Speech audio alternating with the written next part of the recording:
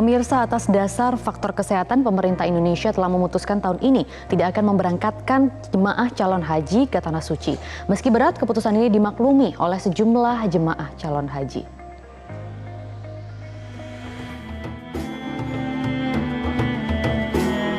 Pandemi COVID-19 yang menyebar ke hampir seluruh negara di dunia berdampak pada ibadah haji tahun ini.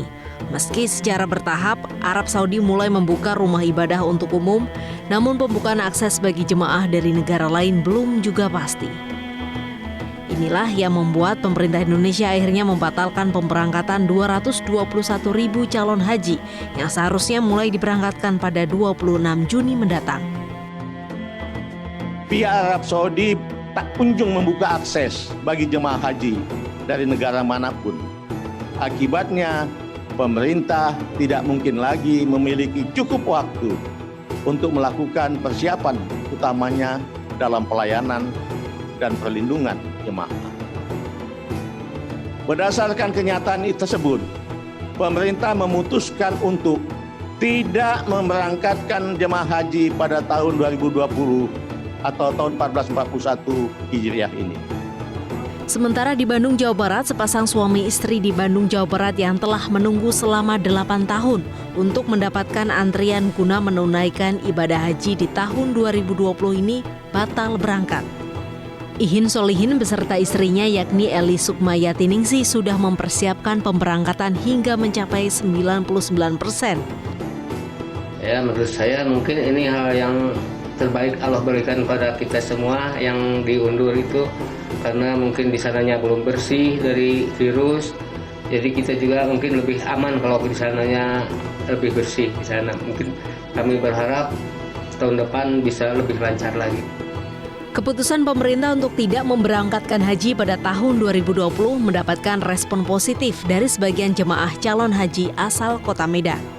Pasalnya, jemaah calon haji bisa lebih mematangkan kembali persiapan keberangkatan, baik kesehatan fisik dan mental.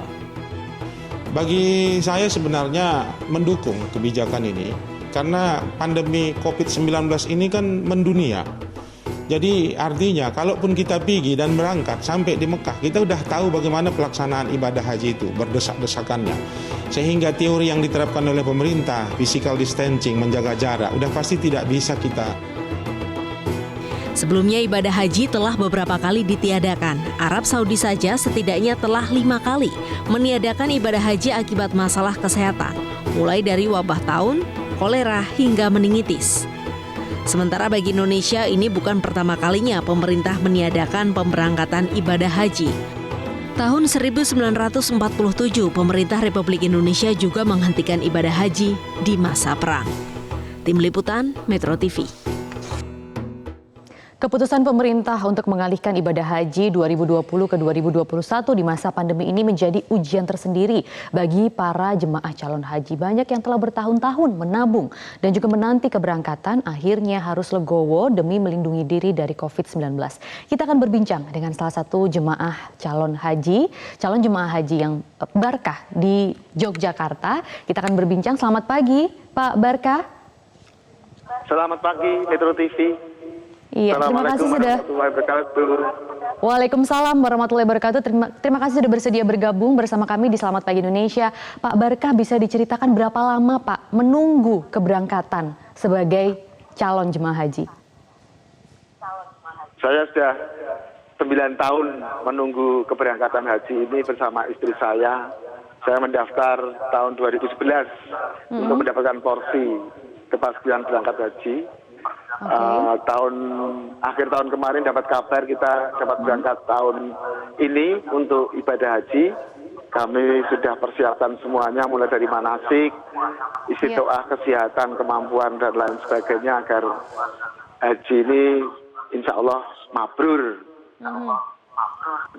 Persiapan sudah dilakukan dan ternyata kemarin keputusan dari pemerintah diambil terpaksa untuk tidak memberangkatkan jemaah calon haji tahun ini. Bagaimana Bapak bisa menerimanya, Pak?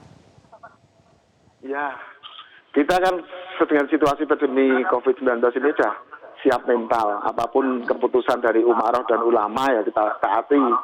Alhamdulillah kalau misalnya nggak berangkat tahun ini ya berarti sudah takdir Allah, qadarullah kayak gitu nggak berangkat ya udah kita bersabar. Toh kita sudah latihan menata hati pada saat latihan manasik itu. Iya, Sudah latihan manasik hati, terus kita sudah berikhtiar, istiqoahnya udah kita ikhtiarkan semua, kesehatan dan lain sudah kita jaga. Ya kalau memang sudah takdir sudah ditetapkan kayak gitu ya kita terima. Kita ridho aja biar pahalanya bertambah. Amin. Insya Allah mudah-mudahan Pak Barkah, keputusan Bapak akhirnya bisa menerima ini semua padahal sudah sekian lama bertahun-tahun menanti. Itu bagaimana Bapak bisa menjelaskan itu juga kepada keluarga, khususnya kepada istri yang juga tadinya akan berangkat bersama Bapak.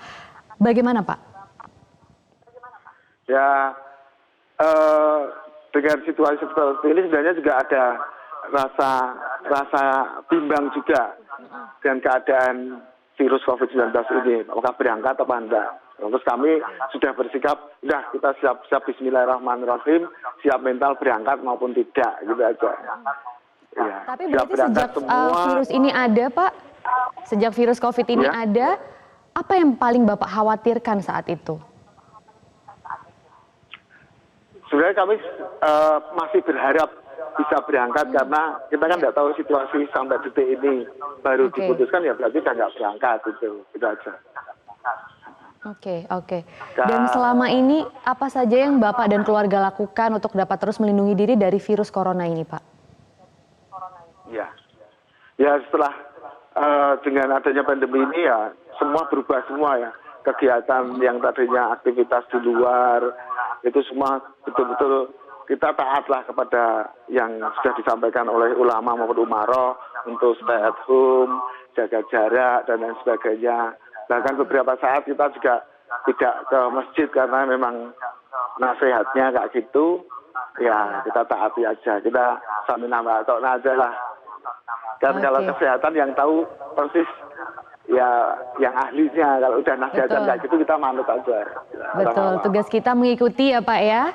Itu tadi cerita dari Pak Barkah. Nah sekarang kita akan bertanya dengan Imam Besar Masjid Istiqlal, Profesor Dr. Nasaruddin Umar yang juga sudah tersambung di sini. Assalamualaikum Prof.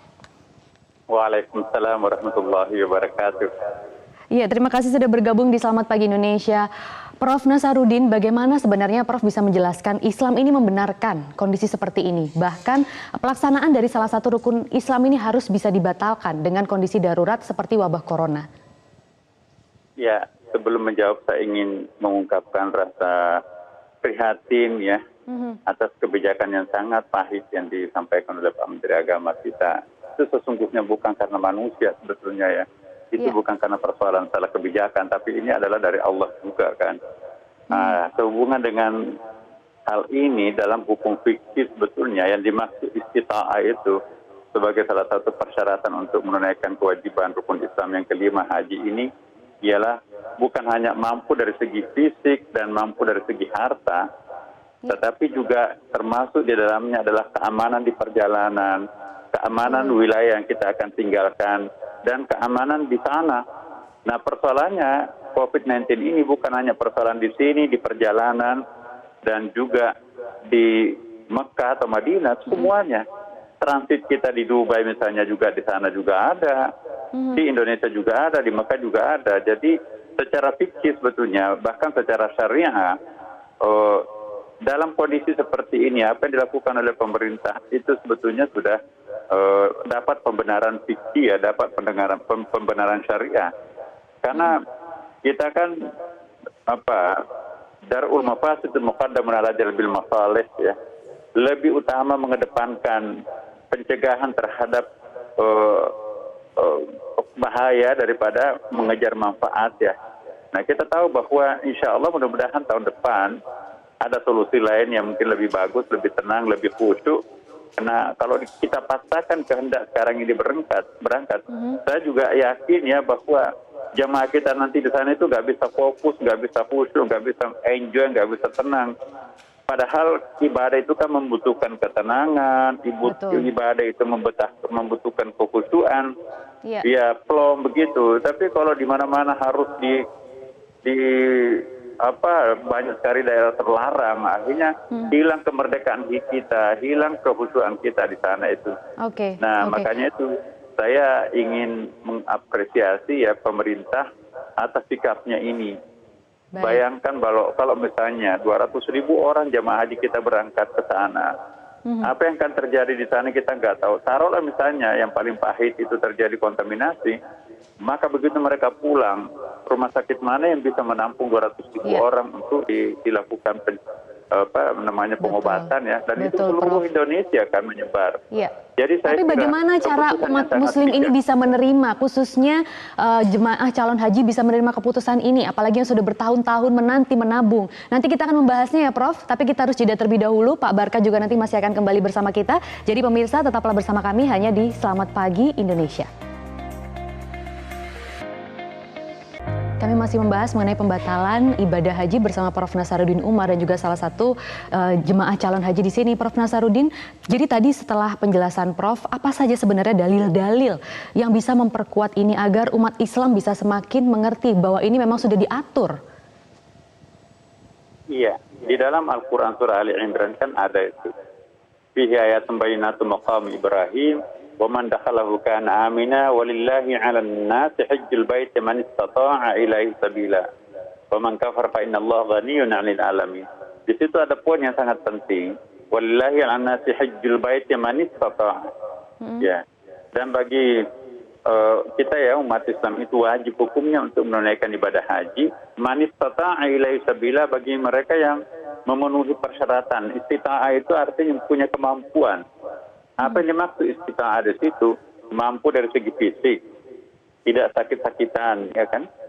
Kemudian juga sudah lolos dari berbagai macam seleksi kesehatan, ya. Kemudian yang kedua, mampu dari segi tentunya biaya, ya kan? Kan tidak gratis pergi ke Mekah itu, harus ada kemampuan-kemampuan yang sifatnya material. Karena ini kan ibadah haji itu termasuk ibadah maliyah juga. Kemudian yang ketiga juga termasuk mampu di situ adalah terciptanya kondisi keluarga yang ditinggalkan itu dipastikan akan aman dan sehat, ya kan. Kita nggak boleh memaksakan kehendak kita pergi menunaikan ibadah haji, tetapi terlantar keluarga kita nggak makan dan seterusnya. Itu tidak masuk istita'ah itu. Nah, termasuk juga kalau ada perjalanan yang tidak aman. Misalnya tempat yang akan dilewati untuk menunaikan ibadah haji menurut Imam Syafi'i, dan bukannya Imam Syafi'i, sebetulnya juga kita lihat kitab fikihnya Abu Hanifah juga, pokoknya segala sesuatu yang bisa menimbulkan kemudaratan di perjalanan, maka itu gugur kewajibannya pelaksanaan ibadah haji itu. Dan termasuk juga kalau tempatnya misalnya terjadi peperangan di tempat tujuan di Mekah atau di Madinah, itu juga bisa menggugurkan kewajiban haji karena tidak terpenuhnya persyaratan istita'ah. Karena istita'ah di situ bukan hanya fisik, bukan saja kemampuan uang, tetapi itu ada keamanan yang bisa memelihara jiwa kita untuk menikmati rangkaian ibadah haji. Iya, bahkan kalau ada tempat yang dilewati berbahaya pun bisa gugur juga ya kewajibannya ya, Prof. Nah, saya ingin tahu tanggapan Pak Barkah yang sudah masih bergabung di sini. Pak Barkah tadi sudah mendengar sendiri bagaimana penjelasan dari Imam Besar Masjid Istiqlal. Nah, bagaimana tanggapan Pak Barkah? Apakah sudah semakin legowo? Ada yang ingin disampaikan dengan Prof. Umar? Alhamdulillah semakin jelas. Seperti pengajian atau manasik yang telah kita ikuti, paling enggak isi doa yang diterangkan oleh Bapak Profesor itu memang sudah kita terima, apapun yang keadaan seperti ini yang bisa mengakibatkan kita berbahaya memang harus dihindari, walaupun itu ibadah utama. Saya legowo sekali dengan keputusan pemerintah. Toh ada insya Allah kesempatan di tahun yang akan datang kita untuk bisa melaksanakan ibadah haji ini. Amin, insya Allah.